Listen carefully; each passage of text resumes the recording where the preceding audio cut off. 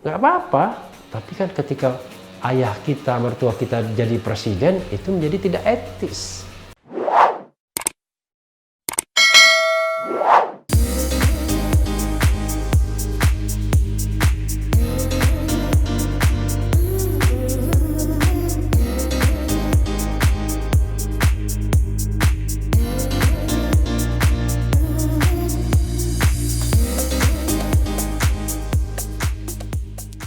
Assalamualaikum warahmatullahi wabarakatuh, Sobat RH sekalian. Jumpa lagi kita di channel yang keren, keren cadas. Kali ini saya mau menguber sesuatu, tapi bosen kalau berita terus ya. Nah, sekali-sekali saya ingin membacakan artikel seseorang, artikel opini, nanti kita komentari. Karena lucu juga judulnya ya. Wah ini teman saya juga sebenarnya, dari Ubedillah Badrun, analis sosial politik UNJ, Universitas Negeri Jakarta. Ini dia buat di tempo.co, sebuah opini ya, kolom, judulnya menarik, 75 tahun Indonesia maju, titik 2, anak maju, menantu maju. Luar biasa, jadi maju semua ya. Dia mulai begini, merenung adalah cara terbaik bagi siapapun ketika deretan angka usia bertambah. Wah, luar biasa. Saya pernah menulis kolom di Detik, judulnya mudik. Jadi mudik itu memang saya mudik lebaran, tapi mudik itu saya bilang mengingat usia dan iman kita, itu mudik saya bilang. Jadi akronim dari itu.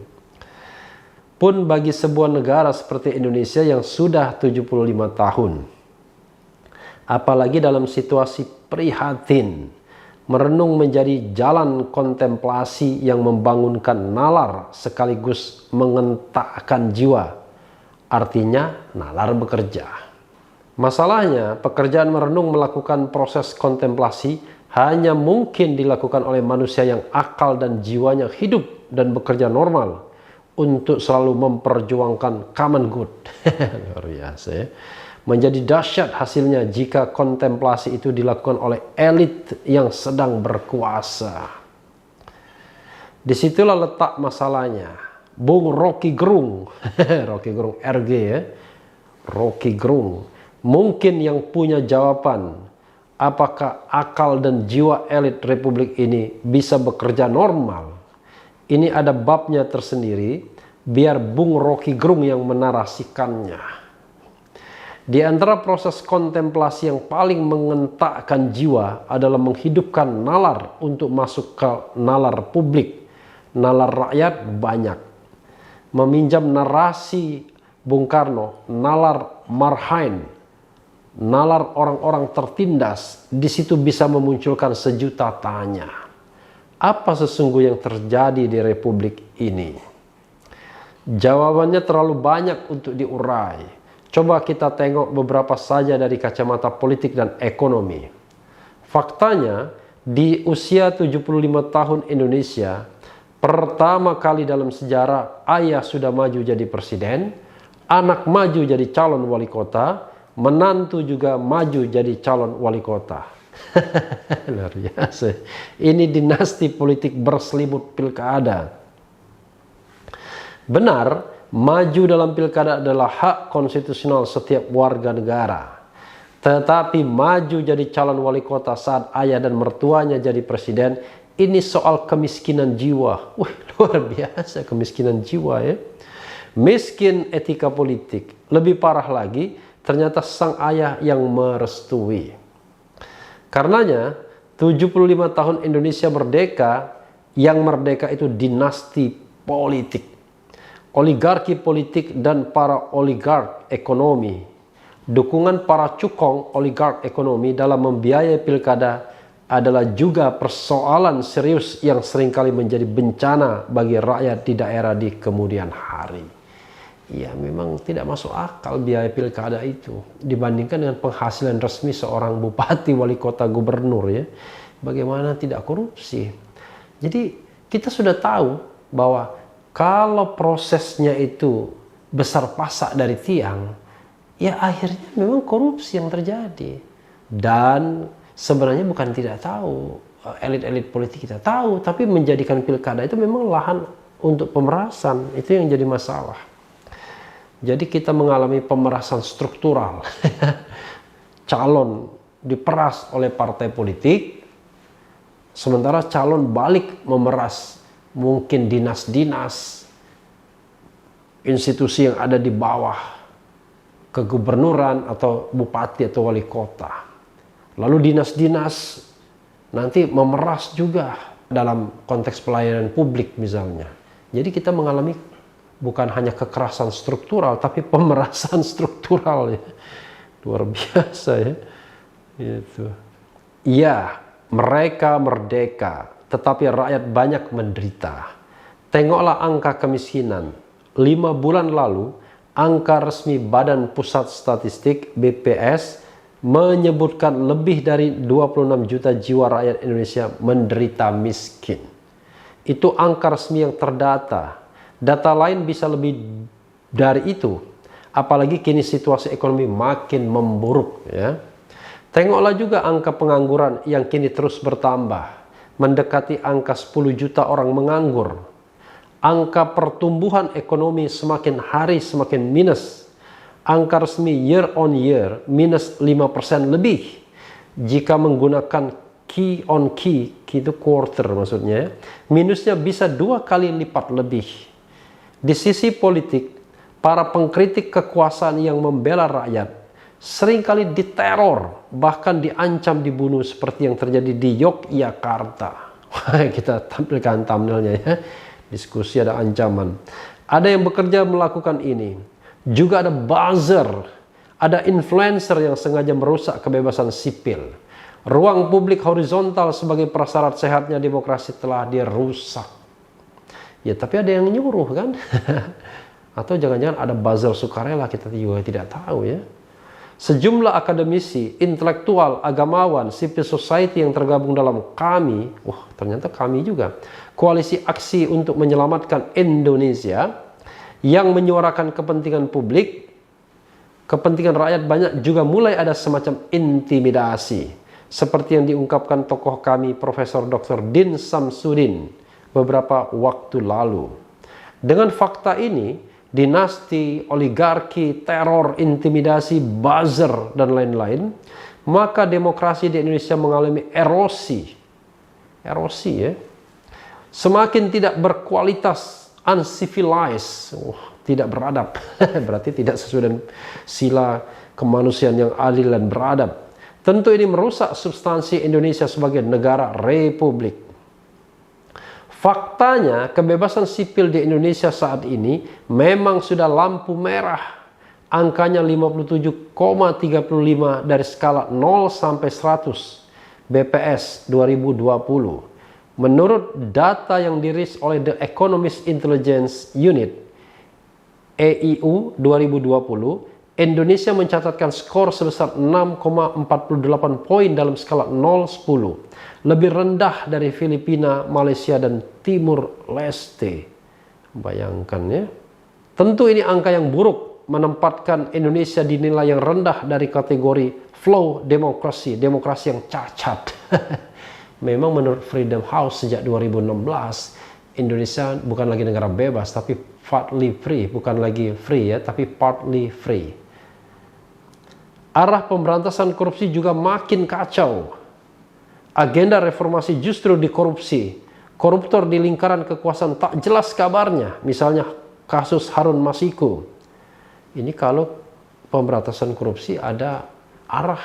Ini arahnya mungkin udah nggak jelas juga memang. Pelanggaran HAM baru terus terjadi. Penembakan mahasiswa di Kendari dan lain-lain. Pelanggaran HAM yang lama tak satu pun dituntaskan. Ya kalau kita bicara pelanggaran HAM yang lama memang ya yang dekat saja, kasus Novel Baswedan misalnya ya. Kemudian kasus Munir, kasus Marsina agak lamaan sedikit. Itu nggak selesai juga padahal individual sifatnya. Jadi makna 75 tahun adalah juga episode buruk penegakan hak asasi manusia. Penindasan atas kebebasan dan penderitaan ekonomi bersamaan nyaris sempurna. Luar biasa Bedi Lebadun ya. Betul-betul pesimis dia. Nasib buruh para pekerja semakin mengkhawatirkan dengan ngototnya pemerintah dan DPR untuk mengesahkan RUU Omnibus Law. Ini kadang-kadang orang bilang omnibus, ya, kadang-kadang bilang omnibus. Saya sering menyebutnya omnibus, ya, karena ini bahasa Latin, nih, bukan bahasa Inggris. Law kadang-kadang orang bilang, ya, omnibus law, ya. RUU yang pro oligarki ekonomi, merugikan buruh dan menyuramkan masa depan generasi milenial yang sebagian saat ini masih menjadi mahasiswa. Termasuk anak saya masih mahasiswa, ya. Generasi yang tuntutannya dicuekin pemerintah. Luar biasa, ya. Beda dengan anak presiden dan menantu presiden. Mereka istimewa, bisa jadi calon wali kota. Katanya untuk Indonesia maju. Indonesia maju, yang jelas anak maju, menantu maju. Luar biasa. Ya, sobat era sekalian, memang ya, kalau kita berefleksi mengenai sesuatu hal, misalnya 75 tahun Indonesia merdeka, memang tergantung sudut pandang kita dulu. Kita mau melihat dari sudut pandang yang pesimis atau sudut pandang yang optimis. Jadi itu akan menentukan. Tapi mau pendekatan pesimis maupun optimis, menurut saya ya yang paling penting kita mengemukakan fakta dan data yang sebaik-baiknya. Nah, biasanya memang ya kalangan akademisi, intelektual, pengamat itu kan lebih peka pada hal-hal yang memang harusnya terjadi, harusnya ada, tapi kok tidak ada. Jadi jangan heran kalau kemudian semua mengkritik. Dan kalau kita mau jujur, ya memang permasalahan terberat di pemerintahan Presiden Jokowi ini salah satunya adalah demokrasi yang regresif. Saya khawatir bahwa kebebasan sipil itu makin lama akan makin tergerus. Tergerus baik karena perilaku negara maupun perilaku supporter negara. Perilaku penguasa maupun supporter penguasa. Karena otoritarianisme itu ternyata tidak hanya tumbuh dari negara, tapi bisa juga tumbuh dari kelompok-kelompok dominan di masyarakat yang menindas, yang mengintimidasi kelompok-kelompok yang tidak kuat di masyarakat. Ya tentu saja karena kelompok kuat di masyarakat ini berafiliasi dengan kekuasaan. Padahal kalau kita mau sehat, ya seharusnya kita civil society ini bersatu, memberikan kontrol negara dalam rangka check and recheck, bukan check and recheck, tapi check and balances. Kalau seandainya institusi resmi tidak berjalan berfungsi secara baik. Kalau institusi resmi berfungsi secara baik, ya kehadiran civil society itu tidak diperlukan amat. Ya tetap sebagai minyak pelumas, ya kadang-kadang agar mesin check and balances itu tidak macet. Tapi kalau struktur yang resmi macet dalam hal check and balances, ya mau nggak mau akhirnya kembali kepada kelompok-kelompok civil society, kepada bukan lagi kelompok politik tapi civil society. Jadi bukan political society, ya bukan masyarakat politik tapi masyarakat sosial, civil society, masyarakat sipil. Karena itulah menurut saya PR bagi Presiden Jokowi adalah bagaimana menyelamatkan demokrasi agar tidak memunculkan legacy yang akan dikenang seumur hidup sebagai presiden yang kembali menghidupkan otoritarianisme misalnya. Karena sedih sekali kita kemudian kalau negara kita regresif dalam hal demokrasi. Tanda-tandanya sih mulai ada, mulai banyak gitu. Dulu saya mengkritik misalnya Perpu Ormas.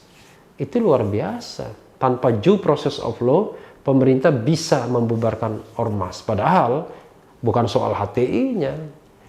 Perpu Ormas itu bisa membubarkan tanpa due process of law. Padahal ciri negara hukum itu adalah due process of law. Tapi ini dibalik. Dicabut nyawanya dulu, suruh dia berjuang. Ya nggak mana bisa berjuang, orang sudah dicabut nyawanya. Ya. Lalu kalau kita lihat misalnya soal terakhir ini, ya paling ngeri undang-undang ITE. Mudah-mudahan Refli Harun tidak terpleset ngomongnya. Jadi saya selalu mengingatkan barometernya, jangan menghina orang, tapi jangan juga membuat sara. Cuma kan kadang-kadang bisa jadi mereka di luar kita, penegak hukum, itu nggak paham atau tidak mau paham. Jadi tidak mau paham bahwa yang namanya presiden itu bisa dikritik, yang namanya menteri bisa dikritik, bupati wali kota bisa dikritik. Bahkan kritik yang sekeras-kerasnya. Kalau kritik itu dianggap tidak benar, maka salurannya adalah hak jawab. Kan mereka kan punya agen-agen, punya juru bicara dan lain sebagainya. Tapi karena tidak bisa membedakan antara institusi dan orang, sering kadang-kadang berkelindan. Jadi begitu ada kritik kepada pemerintah, maka kemudian mereka yang mengkritik menghadapi langsung konsekuensinya. Kemarin waktu deklarasi kami, saya baru bertemu dengan ibu-ibu yang baru saja dihukum selama 10 bulan. Kasihan sekali. Apa sih kejahatannya? Paling ya menyampaikan kritik melalui media sosial. Kritik seperti apa? Sekeras-kerasnya. Kalau misalnya saya harus mengadukan juga orang yang mengatakan saya anjing, provokator, dan lain sebagainya, maka semuanya tidak akan pernah hukum bisa menyelesaikannya. Karena kalau berlaku azas equality before the law, semuanya harus diproses. Pengaduan Refli Harun diproses, pengaduan pejabat negara harus diproses, dan lain sebagainya. Maka kita hidup dalam rezim adu mengadu. Karena itu menurut saya, kalau jadi pemerintah, ya saya memberikan pernyataan, tidak boleh pemerintah itu tersinggung. Presiden tersinggung dengan kritikan rakyat, sekeras apapun kritikan tersebut. Tapi ini kan tidak, dikritik sedikit saja kadang-kadang tersinggung. Wah, kalau hanya tersinggung saja mending. Kalau diperkarakan di ranah hukum kan, wah, bagaimana akan ada kedudukan yang sama kalau misalnya negara atau pejabat atau penguasa itu mengadukan warga negara, misalnya soal pencemaran nama baik dan lain sebagainya. Ya sudah pasti tidak seimbang kedudukannya. Karena yang memproses itu adalah part of the state. Yang memproses itu adalah bagian dari pemerintahannya juga. Bagaimana kita bisa objektif? Ya kan? Karena itulah pejabat harusnya dicari orang-orang yang tidak mudah tersinggung. Yang bisa membedakan antara urusan pribadi dan urusan publik. Kalau misalnya dikatakan kebijakannya tidak logis, kebijakannya berorientasi pada uang, kebijakannya menyengsarakan rakyat, nggak apa-apa. Lebih keras dari itu tidak apa-apa harusnya. Ya seperti saya pernah ungkapkan ya baru-baru ini juga, pengkritik dari luar negeri yang mengatakan pemerintahan Presiden Jokowi kacau, ya kan? Kemudian melakukan hal yang terburuk, cenderung otoriter, juga apalagi ya? Ada 4 itu. Dan itu kan biasa-biasa saja. Nah, tetapi begini, yang namanya iklim demokrasi itu, Sobat RH sekalian, bukan berarti yang sana dibiarkan untuk membuktikan bahwa kita masih demokratis, lalu tiba-tiba 1-2 orang diproses. Itu sama saja sesungguhnya. Karena negara kan pasti tidak memiliki kemampuan untuk memproses semuanya. Tapi itu kan mau memberikan pesan agar orang tidak mengkritik lagi. Nah ini yang menurut saya harusnya tidak boleh. Kita harus menjaga demokrasi ini. 75 tahun Indonesia merdeka, jangan sampai negeri ini menjadi negeri yang terbelakang lagi dari sisi demokrasi. 1. Kenapa? Karena demokrasi itu bisa memunculkan pikiran-pikiran alternatif, bisa merangsang kecerdasan, bisa membuat orang jauh lebih kreatif. Tapi kalau dikungkung, maka pembicaraan benar pun akan disimpan karena takut. Takut dianggap itu melakukan penghinaan, menyebarkan kebencian, menyebarkan permusuhan dan lain sebagainya yang tidak ada ukurannya. Saya juga heran kenapa undang-undang ITE pasal berapa 27 itu tetap dipertahankan. Harusnya hal-hal yang berupa proteksi terhadap pejabat publik, pejabat negara, itu tidak boleh ada. Proteksi dari defamation law, dari misalnya penghinaan dan lain sebagainya. Karena itulah konsekuensi menjadi pejabat publik. Ya Anda harus siap dikritik, bahkan dihina, bahkan dicaci maki. Orang lain kalau misalnya dia amanah, nangis dia ketika dia menerima makian itu, menerima aspirasi itu. Kenapa? Karena dia ingat kepada Yang Maha Kuasa. Kalau seandainya tidak menjalankan sungguh-sungguh amanah itu, maka dosa besar sudah menanti, ya kan? Tapi kan kita enggak. Begitu kita dikritik, justru kita balas mengadukan kepada polisi. Dan polisi itu adalah part of the state.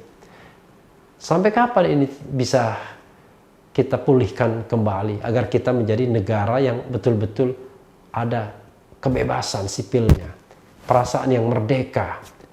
Yang penting kan tidak anarki. Anarki itu adalah Anda tidak boleh melanggar hukum, mengambil hak orang lain. Tapi sekedar berpendapat, walaupun pendapat itu sekeras-kerasnya, pendapat itu kan tidak menjangkau Anda secara fisik. Tapi nanti dikhawatirkan, itu asumsi. Kalau kita mengatakan nanti dikhawatirkan begini, begitu, dan lain sebagainya. Saya mengatakan tidak ada orang yang buruk kalau dia dihina. Yang buruk itu karena kelakuannya, ya. Nah, sobat era sekalian, itu refleksi di bidang politik seperti yang dilakukan Ubaidillah Badrun tadi. Dalam bidang ekonomi, saya awalnya pernah menulis, misalnya memuji tahun 2017 soal pembangunan infrastruktur, di mana itu menjadi passionnya Presiden Jokowi. Dan kita harus akui, memang infrastruktur berkembang. Ada jalan tol, ada jembatan, ada pelabuhan, dan lain sebagainya. Tetapi kan kita tahu sekarang dampaknya apa ketika kita memaksakan membangun dengan dana yang terbatas dan juga akhirnya harus menghutang, ngutang gitu.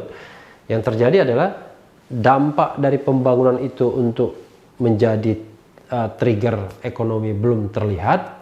Yang terjadi adalah kita terbelit masalah krisis finansial, ya, krisis ekonomi. Sekarang pertumbuhan kita minus 5% lebih misalnya. Nah, itu kan menjadi masalah juga. Artinya ada strategi yang keliru dalam pembangunan ekonomi. Ada strategi yang tidak predictable, yang tidak bisa memprediksikan kejadian ke depan. Jangan lupa sobat era sekalian, banyak ekonom yang mengatakan bukan hanya karena COVID-19 saja masalah ini sudah muncul. Tapi sebelum COVID-19 memang sudah ada. Ya, Rizal Ramli yang pernah kita wawancarai juga. Kemudian juga Ihsanuddin Nursi mengatakan hal yang sama. Jadi masalahnya memang dari awal ada mungkin kesalahan kebijakan atau kebijakannya sangat dipengaruhi kaum oligark tadi, oligarki ekonomi. Dicarilah kegiatan-kegiatan yang lebih menguntungkan mereka agar mereka bisa menguasai proyeknya. Akibatnya menengah ke bawah, UMKM misalnya, tidak dikuatkan. Jadi perekonomian itu tidak didasarkan kepada kerakyatan, kepada keadilan, ya, terutama keadilan sosial bagi seluruh rakyat Indonesia, tapi ya tetap bertumpu pada ekonomi para konglomerat. Yang kita tahu bahwa dalam kondisi yang krisis ini malah bisa lari, ya. Kalau apa-apa terjadi dengan negara ini, ya mereka dengan gampangnya flight keluar, mungkin mencari surga di luar, ya. Uang sudah banyak. Jadi tidak hanya capital flight, saya pernah katakan, tapi personal flight, orangnya juga lari juga. Beda kalau UMKM, orang-orang kebanyakan, maka ke depan strategi pembangunan kita ya kita harus ubah. Alokasi anggaran harus lebih besar kepada usaha kecil dan menengah. Dan misalnya bank-bank pemerintah harus dipaksa untuk melayani itu. Nah, kuncinya adalah memang bagaimana kita menghilangkan korupsi, menghilangkan pungli, dan lain sebagainya. Karena di balik upaya-upaya atau proyek-proyek besar itu selalu ada free ridersnya, penunggang gelapnya. Dan celakanya kalau penunggang gelap itu kemudian juga berkuasa mengambil keputusan, wah tambah runyam kita. Dalam konteks politik, kita nggak bicara free riders lagi, kita bicara presiden yang kemudian mengendorse putra dan menantunya. Jadi tadi dikatakan Ubaidillah, nggak apa-apa, tapi kan ketika ayah kita, mertua kita jadi presiden, itu menjadi tidak etis. Karena paling tidak akan berpengaruh pada proses pemenangannya, akan berpengaruh pada struktur pemerintahan yang ada, akan berpengaruh kepada katakanlah alat pengaman yang ada. Terlebih kita tidak terbiasa taat pada aturan, taat pada hukum. Contoh ASN misalnya, aparatur sipil negara, disuruh netral, nggak ada yang netral, baik dalam pilkada, pilpres maupun pileg, main semua. Misalnya pengurus BUMN dan pegawai BUMN juga main juga, karena mereka tahu kalau mereka jadi pemain mereka akan sustainable. Kalau mereka diam saja atau bahkan mengkritik, wah sudah cepat akan ditendangnya. Nah sobat era sekalian, tetapi di balik pesimis itu kita harus optimis bahwa negara ini suatu saat akan pada track yang benar. Saya tidak menggunakan kata kembali karena bingung juga kapan ada di track yang benarnya itu. Mungkin pernah, tapi cepat sekali berubahnya. Nah, mudah-mudahan kita menemukan track yang benar. Dan track yang benar itu sebenarnya adalah kalau kita ingin mewujudkan tujuan bernegara itu, melindungi segenap bangsa, kemudian juga mencerdaskan bangsa, ya, mensejahterakan semua rakyat. Itu kalau kita bisa mengarah ke sana, itulah track yang baik dan lurus. Nah, mudah-mudahan itu bisa segera cepat tercapai, baik dengan kepemimpinan yang sekarang maupun kepemimpinan yang akan datang. Semua itu mudah-mudahan segera bisa diwujudkan. Dan yang penting tetap di channel ini, karena di channel ini Anda akan dirayu, ditipu, dibaperin, dicecar, diuber pula di jalur khusus. Karena channel ini adalah channel yang mengancam, memeras, dan membenci. Jangan lupa subscribe, like, comment, and share. Cheers.